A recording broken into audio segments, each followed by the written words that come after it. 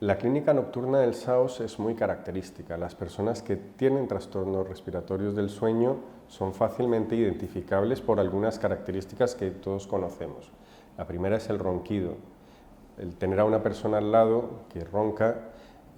Hay una anécdota de una persona en Estados Unidos que se midió con decibelios el nivel acústico de esos ronquidos y superaban al de un turborreactor.